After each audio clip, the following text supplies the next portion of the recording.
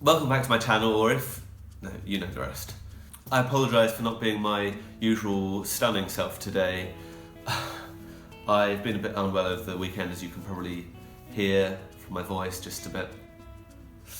And you can probably see in my eyes as well. Today I'm going to be doing the... I don't know if it already has a tag name, or if there's a tag. Probably is a tag. Today I'm going to be talking about my tattoos. Before I start this video, I'm going to, for the first time on YouTube, come out as being a Christian. I'd say I'm a very liberal Christian. Lots of the time, Christianity and other religions are used as an excuse, a reason, a catalyst for hate and discrimination, and I'm completely against that. I'm a very liberal person, as you probably know if you've seen my other videos. And I'd like to say that through the things I say in this video or any others in the future, I'm not going to be trying to push my religion or any religion upon anyone else. And I completely respect everyone regardless of their own personal faith or lack thereof. So I started being interested in tattoos about a year ago. I'd always appreciated them but never really had an interest in having them. And I like the idea of having one on my neck and one on my ankle. So I wanted them, but at the same time I wanted to wait, even if that was quite a long time, until I had some inspiration for something that was actually really meaningful to me. So the first tattoo I got, I was in church. I didn't get the tattoo in church one Sunday, and they were talking about the whole armour of God and Ephesians 6 in the Bible, if you're interested in looking that up. And it just really resonated with me what they were talking about. And suddenly I just knew that that was going to be my first tattoo, that was right for my first tattoo.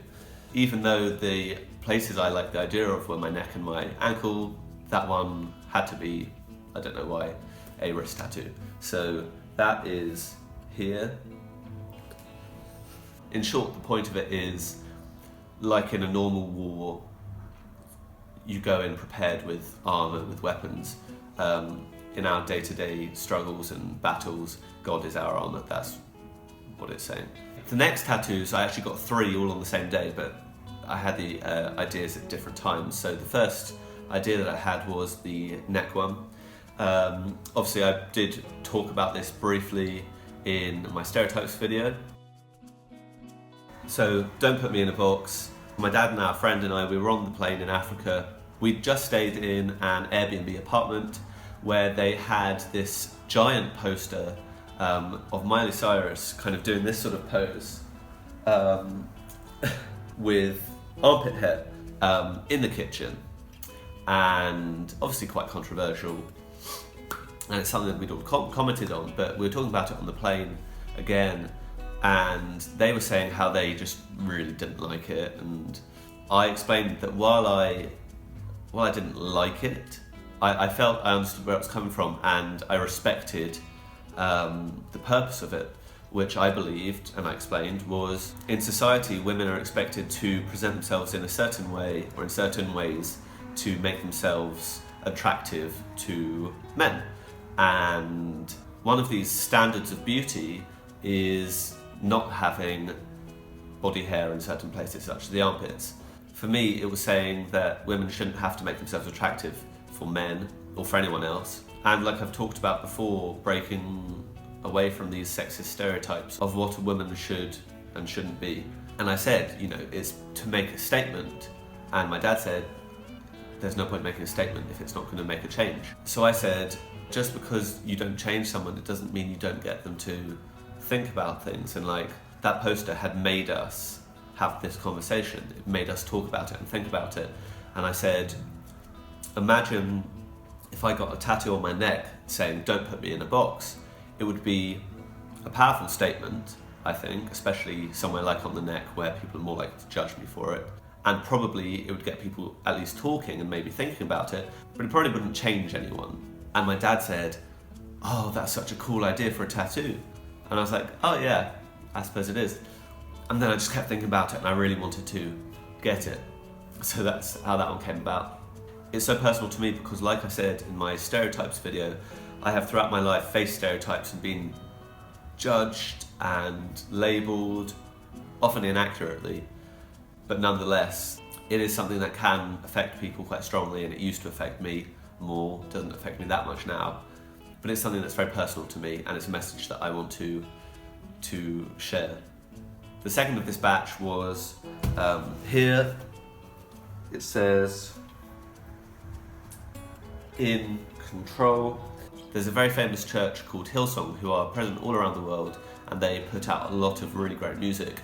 And on one of their most recent albums, there's a song called "In Control," and it came out just before I moved to Brazil. And I was listening to the album a lot. I was listening to this song a lot in particular. As I've said before, when I moved to Brazil, it was a very challenging time for me, and I found this song very reassuring and supportive in that period.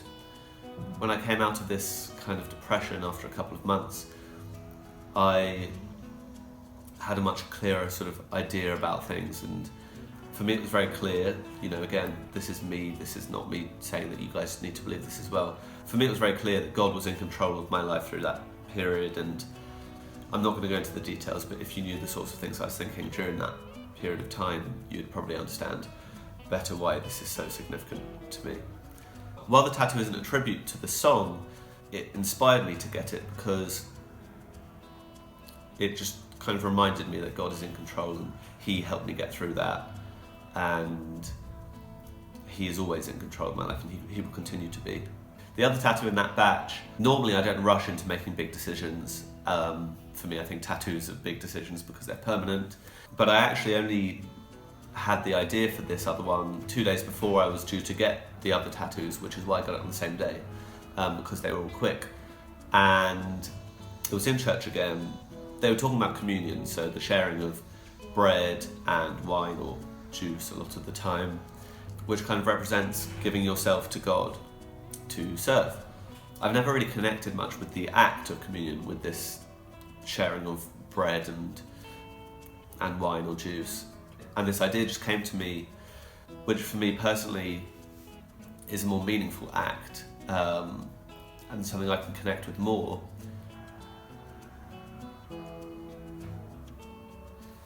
It just says yours, just saying I am His and I want to do and be His best.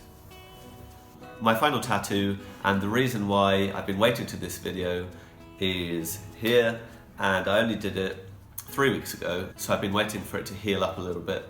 My dad is from New Zealand, so me and my brother, we are half.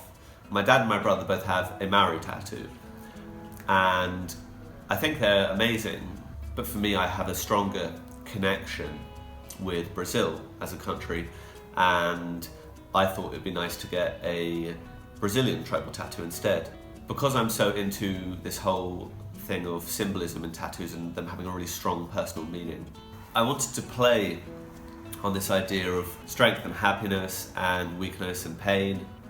I think it's important to acknowledge both and the presence of both, and that it's okay to be weak and to suffer, and you can still be strong at the same time. Part of it is in response to that whole sexist thing of men have to be strong and they can't show their emotions, and women, can be weak and this sort of thing. Absolute bullshit. My tattoo artist and myself, we did loads of research, but the difficulty is there isn't that much information you can find online. One, about Brazilian tribal tattoos and their meanings, and there are lots of tribes as well, which makes it a bit more difficult. And also tribal tattoo designs that represent weakness or suffering or pain, because generally they represent more positive things and strength. Eventually my guy Paolo, that sounds so dodge, he found this tribe called Caduil. I hope I pronounced that correctly, I probably didn't. They use more linear designs generally for male tattoos, more curvy designs generally for female tattoos, and then they play on the two together to represent equilibrium, almost like the Brazilian version of yin and yang, I guess. Within this equilibrium, the linear is more of a physical nature, the curvy is more of a spiritual nature, and just this idea of balance in one's life. I really liked this idea. I thought it was a nice way to represent the things I wanted my tattoo to signify. There was also a specific design I'd seen on the internet that I really liked that I asked him to incorporate into the tattoo. This zigzag line here. I love it all, but probably this is my favourite part of the tattoo because I see it as a strong continuous line and two weak, thin, broken lines either side, and I think this is a nice representation of strength and stability and weakness and brokenness kind of existing together. So that's all my tattoos. Wait. Yeah, that's all my tattoos. I will put a link to the Instagram of my tattoo artist, Paolo, down in the description. He's amazing, he's so talented, and he's such a nice guy, so go and check him out. As always, if you enjoyed this video, please give it a big thumbs up, share it with your friends and your family. Please just help me get other people to see my videos on my channel. And if you aren't already subscribed, please subscribe. And I will see you next week. I will see you next week. And I will see you next week for another video.